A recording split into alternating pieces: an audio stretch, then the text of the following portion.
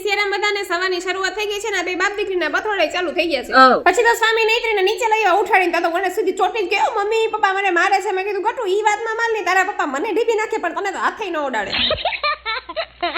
તો ગટુ કે મમ્મી હાચું બોલસ પપ્પા હાચન તને મારે મેં કીધું તઈ મારીને તો મને અડધી કરી નાખી મારો 3 કિલો વજન ઉતરી નાખ્યો હવે મારે જીવું જ નથી મારે મરી જાવું છે હું દવા પીને મરી જાઉં જો મેં કીધું બાપ રે તઈ મારે તો દુખને દાડા કોને કેવા જાવું કેવાય નહીં સેવાય નહીં હાલો પહેલા 50 કિલો માથાકૂટ કરી લીધી સ્વામી કે પછી ક્યાં ઘીવાળી ભાખરી ખવડાવસી મેં કીધું એમ જ હોય સ્વામી પહેલા પેટ ભરીને બાંધી લઈને પછી પેટ ભરીને ખાઈ લેવાય એટલે છે ને ખાવાનું સારું હાલે ત્યાં તો અમાર નૈત્રી બેન જો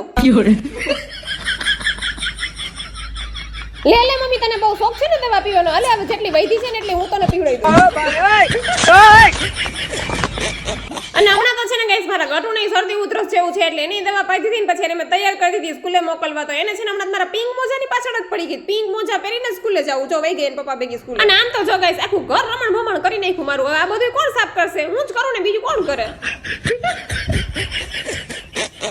આપણી પાસે છે ને એવું જાદુ છે ચપટી વગાડતા છે ને ઘર સાફ થઈ જાય જો આખું ઘર સાફ કરી નાખ્યું ને હુંડો એક તગારું એક તમે કચરો કાઢ્યો અને આજ અમારા ગટુના બે ચંગુ મંગુ કેવા હોતા છે શાંતિથી એક તારે એને છે એ છે કઈ દુનિયાદારી ની કઈ ફિકર તે તો બપોરે મારા સ્વામી આવી ગયા કે તારું દવા પીવાનું હજી નથી પૂરું થયું એમ કઈ નહીં તો સીધા ઓલા રૂમમાં ઢૂમો અને બપોર થઈ ગયો ને આપને લાગી ગઈ ભૂખ એટલે આપણે આપણી થાળી બનાવી લીધી ને સૌથી પહેલા આપણે છે ને ફ્રૂટ વધારે ભાવે એટલે આપણે ફ્રૂટ જ ઉપાડીએ અને મને છે ને બધા એવું કહેતા હોય વ્લોગમાં કે તું ધીરે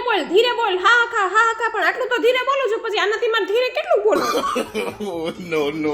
નો પછી મને એમ થયું કે લાવ ઘડી પર ઓલા રૂમમાં શાંતિથી આરામ કરું ત્યાં તો મારું ગટુ મને આરામ કરવા દે તો હું જઈ કે હાલ મમ્મી પંજો લડાવીને આમ જોઈને ક્યાંય બેહવાની જગ્યા ન મળે મારી માથે ઠેકડા મારે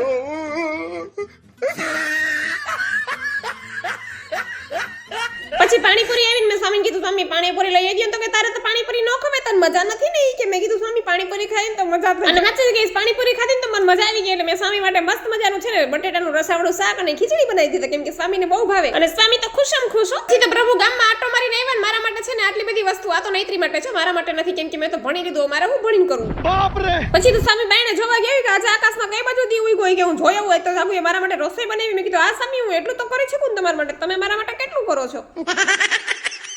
હવે અમે જમી લઈને તમે છે ઝડપથી ચેનલને સબસ્ક્રાઇબ ન કરી તો ચા ઝડપથી સબસ્ક્રાઇબ કરી આવો